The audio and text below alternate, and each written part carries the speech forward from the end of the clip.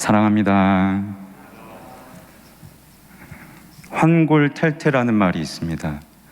뼈를 바꾸고 태를 변하여서 태를 바꾸어서 그만큼 아름답게 변한다는 말이죠. 이 말을 바꾸면 이 뜻 안에는 사람이 아름답게 변하기 위해서는 뼈를 바꿔야 할 만큼 큰 아픔이 있어야 한다라는 뜻으로 해석할 수 있을 겁니다.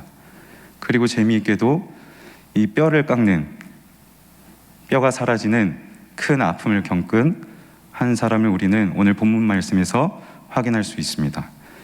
야복 강변에서 하나님과 대면하여 하나님의 사자와 씨름하고 환골뼈가 탈골되는 큰 아픔을 겪은 야곱이죠. 그는 평생을 절름발이로 살아야 할 만큼 큰 아픔을 겪었는데, 그렇다면 야곱은 뼈가 탈골되는 그 큰 아픔을 통해 환골탈태, 아름답게 변하였을까요? 그의 모습에 아름다운 변화가 있었을까요? 성경에서 우리는 한 가지 직접적인 단서를 발견할 수가 있습니다. 하나님께서 그 야곱의 이름을 이스라엘로 바꿔주시죠. 야곱의 이름의 뜻은 속이는 자, 빼앗는 자라는 뜻입니다. 속이고 내 욕심과 욕망과 이기심의 나라에 갇혀서 속이고 빼앗기며 살아오던 그 야곱을 그 나라에서 뼈를 뽑듯 뽑아내시고 이제는 이스라엘, 하나님이 통치하시는 하나님의 나라를 살아가는 사람으로 하나님께서 바꿔주시죠. 그러면 한 가지 더 질문을 드리고 싶습니다. 하나님의 임재를 경험하여 변화되어 하나님 나라를 살아가는 사람에게 보이는 환골탈태, 그 아름다운 변화는 과연 무엇일까요? 하나님의 나라를 살아가는 사람이 누릴 수 있는 가장 선하고 아름다운 변화는 무엇일까? 저는 오늘 말씀을 통해서 이 질문에 대한 답을 함께 찾아보고자 합니다. 잘 알고 계시도 정말로 요셉의 인생은 그의 평생 동안 남의 것을 속이고 또 빼앗는 삶을 살아왔습니다. 잘 빼앗았습니다. 잘 속여왔습니다. 술술 모든 것이 잘 풀리는 듯 했던 그의 인생이었는데, 오늘 그는 말씀에서 그의 인생의 최대의 위기를 마주하게 되죠. 바로 그의 형 에서가 400명의 군사들, 장정들을 거느리고 이 야곱을 잡으려고 기다리고 있습니다. 이 소식을 들은 야곱이 두려움 가운데 이렇게 행동하죠. 여종의 자식들과 여종을 먼저 보내고 그 전에 먼저 자기에게 있는 가축을 여러 떼로 나눕니다. 여러 떼로 나누어서 첫 번째 가축, 두 번째 가축, 세 번째 가축, 이렇게 무리를 나누어서 수차례 보내면서 이 예물을 받은 에서의 마음이 혹시라도 돌이키지 않을까, 이 예물을 계속 보내다 보면 에서가 자기의 그 마음을 돌이키지는 않을까, 야곱이 자기의 꾀를 부리고 있어요.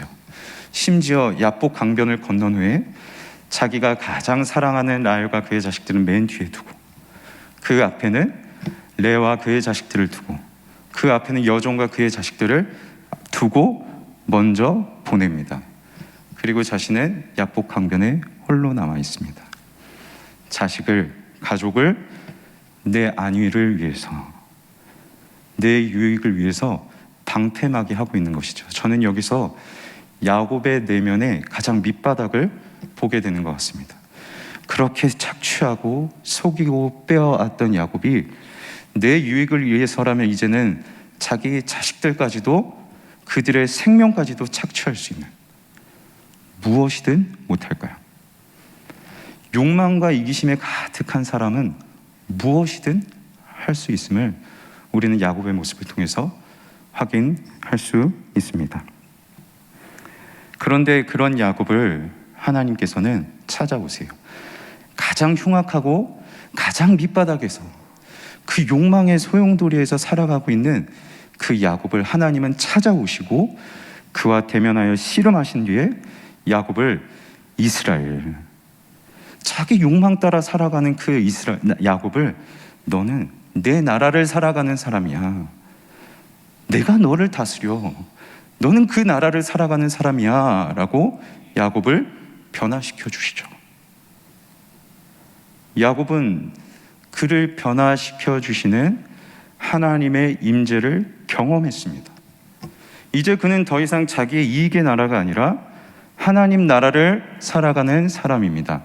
그렇다면 이어지는 이야기는 하나님의 나라를 살아가는 사람답게 아름답고 휘황찬란한 이야기들이 계속해서 이어져야 하지 않을까요? 그런데 오늘 본문 말씀 1절은 이렇게 기록하고 있습니다. 말씀을 보시죠. 야곱이 눈을 들어보니 에서가 400명의 장정을 거느리고 오고 있는지라. 눈을 들어본다는 것은 성경에서 매우 중요한 의미를 갖습니다. 눈을 들어보는 것은 그에게 영적인 변화가 일어났다는 것을 의미하는데, 이기적이고 욕망을 추구하며 살아가던 야곱과 같은 눈이 아니라 하나님의 눈, 하나님이 선하게 보시는 것은 선하게 볼 줄 알고 하나님이 악하게 보시는 것은 나 역시도 악하게 볼 줄 아는 하나님의 눈, 이스라엘 같은 그 눈으로 야곱이 바뀌었다. 이것이 야곱이 눈을 들어 바라보았다는 의미입니다. 그런데 원문을 보면 이 눈을 들어 보니 다음에 한 가지 한글 성경에는 번역되지 않은 단어가 하나 있는데, 그 단어를 함께 넣어서 해석하면 이렇게 해석할 수 있습니다. 야곱이 눈을 들어보니 그런데 보라. 야곱이 눈을 들어봤는데 그런데 봐봐. 에서가 저 멀리서 400명의 군사를 이끌고 찾아오고 있어. 에서가 400명을 이끌고 오고 있는 그 두려운 현실을 강조하고 있습니다. 400명을 이끌고 왔다는 것은 어마어마한 일입니다. 앞서 아브라함이 그의 조카 롯을 구하기 위하여서 가나안 족속들과 함께 싸울 때 318명의 군사들을 동원했습니다. 그런데 야곱, 그의 가정을 잡기 위해 지금에서는 400명의 군대를 동원합니다. 씨를 말리겠다는 거죠. 그가 이전에 귀로 들었었던 애굽이 400명의 군사를 이끌고 찾아왔다는 이 소식을 이제 눈으로 보게 됩니다. 강조할 수밖에 없습니다. 보라. 그런데 봐라. 하나님의 나라를 살아가고 이스라엘로 변해가고 있는데 그가 부딪히는 그의 현실은 바뀌지 않았습니다. 나는 변해가는데, 나는 하나님께서 나를 변화시키시는 그 하나님 나라를 살아가고 있는데, 내가 처해 살아가고 있는 나의 일상의 어려움들은 바뀌지가 않아요. 야곱의 모습을 보십시오. 그가 이렇게 행동합니다. 두려움에 휩싸여서 또다시 여종과 그의 자식들을 가장 앞에 두고, 레와와 그의 자식들을 그 다음에 두고, 그리고 가장 사랑하는 라헬과 그의 자식들을 둡니다. 하나님의 나라를 살아가는 사람인데, 하나님을 만나 씨름하기 전 그 약복강변에서 있었던 그 이전의 모습, 그 옛사람의 모습이 다시 폭로됩니다. 하나님의 나라를 살아가 내가 변화되어야 되는데 감당할 수 없는 두려움이 부딪히니까 내 옛사람의 모습, 내 기준대로 내 유익을 위하여 살아가던 그 옛 자아의 본성이 어김없이 폭로되고 있는 것이죠. 정말로 그렇지 않으세요? 하나님의 말씀을 경험합니다.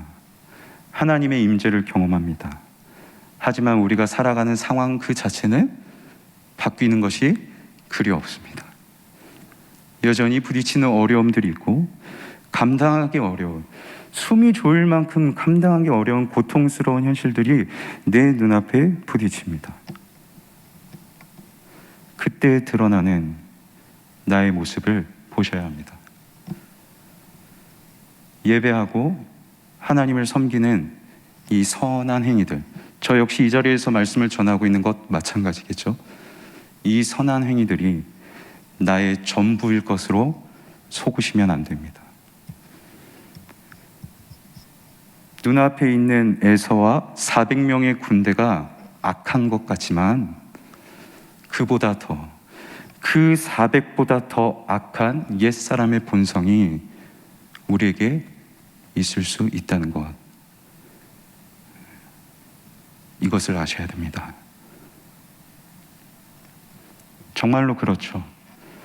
해결되지 않는 문제들 앞에서 우리의 언행과 우리의 마음은 더할 나위 없이 옛것 그대로 폭로됩니다. 감정을 쏟아내기도 합니다. 악한 꾀를 내기도 합니다. 거짓말로 남을 속이기도 합니다. 그래서 우리는 결국 깨닫게 되는 것이 있습니다. 눈을 들어 보니까 무엇이 선하고 무엇이 악한 것인 줄 알겠는데, 악한 것은 나죠. 앞에 있는 에서와 그의 군대가 악한 것이 아니라 두려움 앞에서 여전히 내 것 그대로 취하며 내 유익, 내 기준대로 살아가는 나의 옛 모습이, 그것만 악하구나. 믿음의 눈을 들어보는 사람은 먼저 나를 봅니다. 나를 보는데 내 안에 악한 것밖에 없음을 보게 됩니다. 선한 것이 내게는 없어요. 정말로 그럴까요? 이어지는 야곱의 모습을 통해서 한번 확인하실까요? 말씀을 보여주시죠. 자기는 그들 앞에서 나아가되, 그렇게 자기의 자식들과 여종들을 다 일렬로 세우고 그 앞에 나아갑니다. 이전에는 나아가지 않았잖아요. 다 보내고 홀로 야복 강변에 남아 있었어요. 그런데 그가 믿음의 눈을 들어서 작은 변화가 일어나기 시작하는데 앞에 나아갑니다. 몸을 7번 땅에 굽히며 그의 형 에서에게 가까이 가니. 그들 앞에서 나아가되, 여기에는 히브리어로 파님이라는 얼굴이라는 단어가 기록되어 있습니다. 그러니까 그들 앞으로 나아갔다라는 것을 직역을 하면 그의 얼굴을 앞으로 드러냈다라는 뜻입니다. 그런데 이 파님이라는 단어는 이전에도 계속해서 기록되어 있었는데, 야곱이 가축을 먼저 에서에게 보낼 때에도 이 얼굴이라는 단어가 기록되어 있고, 그리고 그의 여종들과 자식들을 보낼 때에도 이 얼굴이라는 단어가 기록되어 있고, 자기가 사랑하는 가족들을 그 앞으로 보낼 때에도 얼굴이라는 단어가 기록되어 있습니다. 다 앞으로 보내고 자기의 얼굴은 그 뒤에 감추는 거죠. 다 앞으로 보내고 내 얼굴은, 악한 본성 가득한 내 얼굴은 그 뒤에 감춥니다. 그랬던 얼굴을 이제는 야곱이 맨 앞으로 드러냅니다. 그리고 예수 앞에 대면하게 되죠. 이제는 그 얼굴 앞에 있는 것이 하나도 없습니다. 대신 해줄 것도 없고 감춰줄 만한 것들이 한 가지도 없습니다. 에서 앞에 서 있는 야곱의 얼굴은 아무것도 감춰주지 않은 민낯이죠. 그 민낯으로 에서 앞에 대면하고 있는데, 이 에서는 내 민낯이 어떤지 알아요. 내가 얼마나 악하고 꾀가 많고 옛 본성이 살아있는지, 내가 얼마나 거짓된 덩어리인지를 이 에서는 알고 있어요. 그러니 몸을 7번 완전히 숙일 수밖에 없습니다. 몸을 7번 숙인다는 것은 완전한 복종을 의미하고, 내 생명이 당신 손에 달려 있습니다. 당신이 나를 죽여도 될 만큼 나의 민낯으로 당신 앞에 서니, 나는 당신이 죽여도 될 만큼 흉악한 죄인입니다 라는 것을 깨닫게 되죠. 눈을 들어 보니 정말로 내가 보는데, 나를 보게 되는데 나의 악함을 발견하게 됩니다. 그렇게 야곱은 자신의 악함을 발견했습니다. 그렇다면 이제 선한 것이 무엇인지를 봐야 되겠죠. 악한 것이 나라면 그러면 도대체 선한 것은 무엇이냐? 그 선한 것을 이제 보게 되는데, 한번 우리 말씀을 통해서 확인하실까요? 그 순간 그들은 하나님이 율법을 새긴 한 조각 돌판이 아니라 살아계셔서 인격적으로 임재하시는 분이라는 것을 깨닫게 됩니다. 살아계신 영이신 하나님께서 임하시면 우리를 옥죄던 저 낡은 법조문이 쓸모없다는 것을 깨닫게 됩니다. 선한 것이 무엇이냐? 사도 바울이 이렇게 고백하는데요. 우리의 죄악은, 우리의 옛 본성은 율법에 따라서 죄가 드러나기 때문에 옥죄일 수밖에 없어요. 우리의 얼굴에는 죄의 본성이 있어서 얼굴이 드러날 수밖에 없어요. 하지만 살아계셔서 우리에게 인격적으로 임재하시는 하나님이 그 찬란한 빛에 빛나는 얼굴을 우리에게 대면하시고 얼굴의 빛을 우리에게 비추셔서 하나님께서 우리의 삶에 들어오시고 우리가 그분을 닮아갈 때 우리는 메시아 예수 그리스도를 꼭 닮은 형상으로 변화되고 우리의 삶은 점점 더 밝아져서 보다 아름다워질 것이다 라고 기록하고 있죠. 이게 선한 것. 악한 것은 나인데 이 악한 것이 나라면 내가 동시에 보게 될 선한 것은 무엇이냐? 그런 나를 변화시키실, 그런 악한 나의 삶에 인격적으로 임재하셔서 하나님의 아름다운 얼굴빛을 비추시고 얼굴빛을 비추실 뿐만 아니라 우리의 삶을 하나님 형상 닮은 사람으로 아름답게 변화가시는 것, 이것이 선한 것이다 라고 사도 바울은 이야기하고 있습니다. 정말로 그럴까요? 야곱이 이제 형 에서 앞으로 나아갑니다. 그가 예물을 들고 나아가요. 에서가 이렇게 말합니다. 이것이 다 무엇이냐? 이걸 나에게 왜 주느냐? 내가 주께 은혜를 얻기 위함이니이다. 내 악한 죄를 아니까 이런 나를 살려줄, 용서해줄 은혜가 필요한 거예요. 은혜가 필요해요. 그래서 나를 지키기 위한 수단으로서 지금까지 예물을 들어왔지만 그게 아니라 은혜가 필요하기에 이런 악한 죄인인 나를 용서하고 살리는 은혜가 필요하기에 이 예물을 바칩니다 라고 고백하는데, 이제 야곱과 에서가 서로 입을 맞추고 화해하고 야곱이 에서에게 이렇게 고백합니다. 내가 형의 얼굴을 배웁는데 하나님의 얼굴을 배우는 것 같습니다. 내가 형의 얼굴을 배웠는데 하나님의 얼굴을 뵙는 것 같습니다. 그는 야복강변에서 하나님과 대면하여 씨름하였고 그 땅을 파니엘, 브니엘이라고 이름합니다. 내가 이 죄 많은 내 얼굴을 하나님과 대면하였는데 하나님께서 나를 죽이지 않으시고 살려주셨다. 그 은혜가 있었다. 그런데 마찬가지로 내가 나의 이 죄악된 민낯을 전부 알고 있는 이 에서와 민낯으로 대면했는데 내가 죽지 않고 하나님께서 이스라엘로 나를 바뀌어주셨듯 그 형과 화해한 새 사람으로 나를 변화시켜 주신 은혜가 정말로 있습니다. 내가 악한데 나에게 선한 것이 보이는데, 이 악한 나에도 선한 것이 보이는데 그게 은혜입니다 라고 고백하고 있는 것이죠. 저는 앞서 여러분께 질문을 드렸습니다. 하나님의 사람이 하나님 나라를 살아가면서 누리게 되는 아름다운 변화는 무엇일까? 하나님의 사람은 눈을 들어 보고 그 눈을 들어 먼저 나를 바라봅니다. 나를 바라보면 악한 것은 납니다. 그런데 이 악한 나에게 여전히 살려주시고 여전히 나를 변화시키시는 은혜가 있다는 것을, 그 선한 것, 나에게 오직 선한 것이 하나 있다면 그 은혜뿐이라는 것을 깨닫게 됩니다. 죄인이 그 선한 은혜 앞에서 겸손케 되는 아름다운 변화. 이것이 하나님의 나라를 살아가는 하나님의 사람이 누리는 황골탈태인 것이죠. 말씀을 맺겠습니다.